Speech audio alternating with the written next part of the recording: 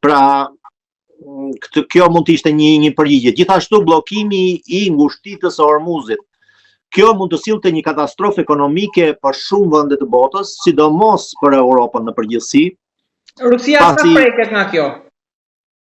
Rusia, unë tash kuptohet që ka mendimin tim, por unë nga ana ekonomike Rusia do fërkonte duart. Ashtu si sado që të jetë paradoksale dhe Shtetet e Bashkuara të Amerikës. Dhe po e shpjegoj pse mendoj kështu. U mbyll ngushtica e Hormuzit qoftë për 1-2 javë. Çmimi i naftës do të shkonte në stratosferë. Mbas kësaj çfarë do ndodhte? Nga njëra anë, domethënë, Shtetet e Europës ka një statistikë që 20% e naftës botërore që shkon në Europë shkon nëpërmjet ngushticës së Hormuzit. Pra do të kishte një mangësi nafte, qoftë edhe me çmime të larta, por nuk do të kishte de facto naftë. Dhe Europa që i ka vënë sankcione vetes për mos tregtuar me Rusin, ku do ta merrte naftën? Një vetëm burim i naftës që mund ta blente janë Shtetet e Bashkuara të Amerikës. Pra, me një çmim të madh dhe nga Shtetet e Bashkuara të Amerikës. Unë mendoj që një nga arsyet, përveç atyre presionit të trysnisë, lobëve ebreje që ka pasur Trumpi, kjo mund të jetë një nga arsyet, domethënë jo dytësore, që Shtetet e Bashkuara goditën Iranin. Pra, ka një interes goxha të madh dhe Europa do të jetë e detyruar të blejë naftën dhe gazin me çmime të stërlarta nga Shtetet e Bashkuara të Amerikës. Nga ana tjetër, goditën nga kjo gjë edhe Kina. Kina sigurisht ka ndërmarrë masa diplomatike shumë të forta, ka pasur edhe 3 ditë përpara ka pasur një le të themi një lajm që një avion Boeing 347 i madhrave ka kaluar nëpërmjet Kinës së Veriut, nëpërmjet Kazakistanit, Turkmenisë dhe u zhduk nga radarët pikërisht në detin Kaspik, ku futet në Iran. Pra, dhe ekspertët janë të mendimit që ky ka qenë një furnizim ushtarak për regjimin e Iranit. Pra dhe kjo mund të jetë një temë që kinezët, domethënë, mund të jenë një mash tjetër për të ndihmuar Iranin, por Kina është një çik më e mbrojtur se sa Europa në këtë drejtim, pasi ka një kufi me Rusin dhe mund ta marrë edhe naftën dhe gazin andej fundi-fundit. Edhe mund të bëjnë marrëveshje, kanë kolaboracion me njëri tjetrin e tjerë.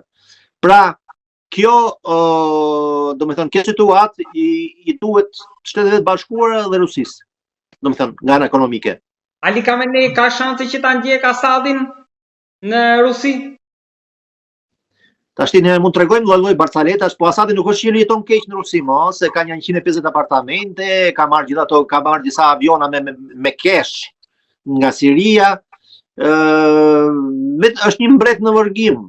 Edhe regjimi tashti që të flasim hapur, se akoma nuk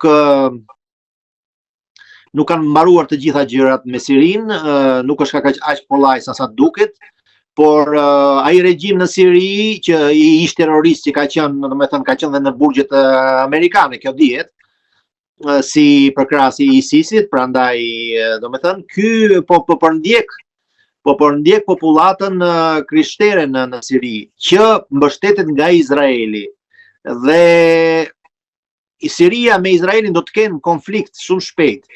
Nuk kam dyshim për këtë punë. Sado që Shtetet e Bashkuara do mundohen me gjithë këtë goditje që bën Shtetet e Bashkuara të Amerikës, prapë administrata e Trumpit, unë kam bindjen që janë më izolacionistë se më përpara.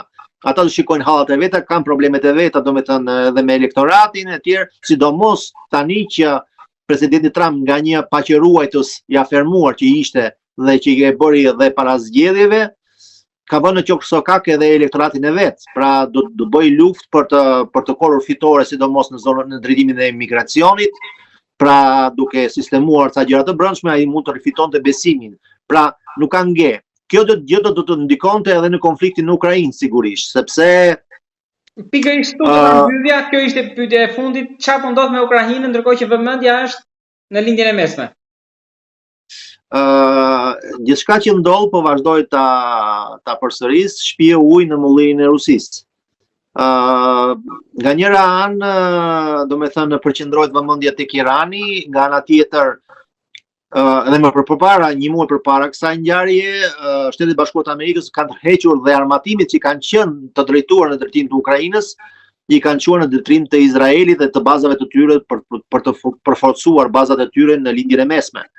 Pra, ky është një dobësim i madh, i konsiderueshëm i mbështetjes që më përpara Shtetet e Bashkuara i kanë bërë Ukrainës, një mbështetje totale dhe pa të, sado që të mundohet Europa me të gjitha mundësitë që ka dhe duke konsideruar mundësitë që ka dhe duke konsideruar atë që po ndodh në drejtim të ekonomive të tyre, unë shikoj që sigurisht, domethënë, konflikti në Ukrainë do të mbyllet dhe ai këtë vit, por jo ashtu siç duan ukrainësit. Këtë vit? Këtë vit besoj. Jo siç duan ukrainasit, mbyllet me ndarje. Sigurisht. Me 20% e territoreve mendoni apo? Po, domethënë Putini para 3 ditësh deklaroi gjithashtu që neve nuk kemi ndërmend të marrim për shembull Sumi, qytetin që është në kufi me Rusinë dhe që nga erdhën trupat ruse kur çliruan Kurskun, zonën e Kurskut, pra i erdhi bumerangu mbrapa ushtrisë ukrainase që u fut atje. Shumë ekspertë ushtarak e konsiderojnë këtë gjë si një gabim trashanik dhe strategjik të Ukrainës që e përhapi frontin edhe më shumë akoma, duke pasur ne themi probleme në mobilizimin e ushtrisë, do të thënë ato mobilizimet me forcë të njerëzve etj. Kanë ndikuar dhe këta e hapën akoma më shumë frontin e luftës, që ishte një gabim taktik. Dhe tashti Rusia po përparon dhe ka pasur dhe lajme që në zonën e Sumit, aty ku janë afruar pothuajse 15 km nga qyteti, nga qendra, domethënë rajonale, ka pasur disa inkursione të Ukrainës dhe kanë çliruar disa fshatra mbrapsh, domethënë ukrainasit.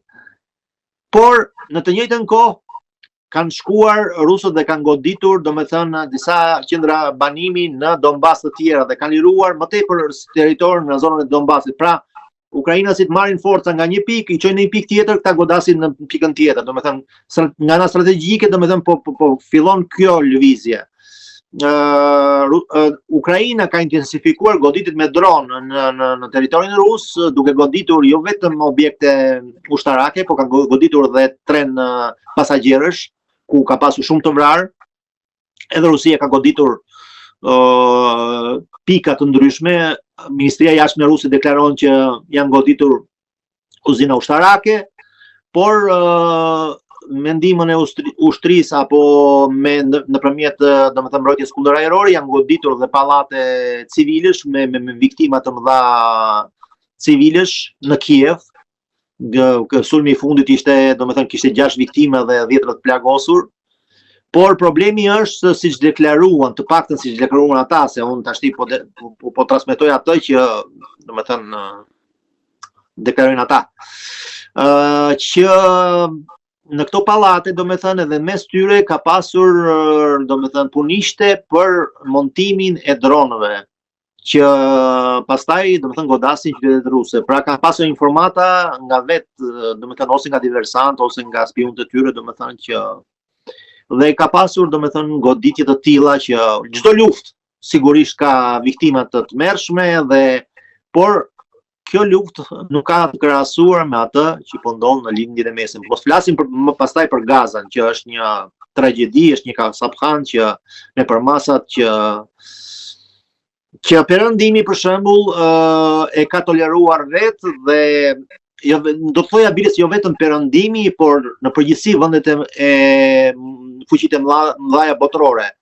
Thelbi i konfliktit në lindjen e mesme është vetë Izraeli. Unë nuk jam antisemit, por është vetë Izraeli në kuptimin që kur u krijua ky shtet, filluan luftrat në rajon. Me sukses, pas sukses, Izraeli ka luftuar me vendet arabe për shumë vite dhe vërtet shumë vende arabe dëshirojnë asgjësimin e Izraelit, edhe Irani gjithashtu.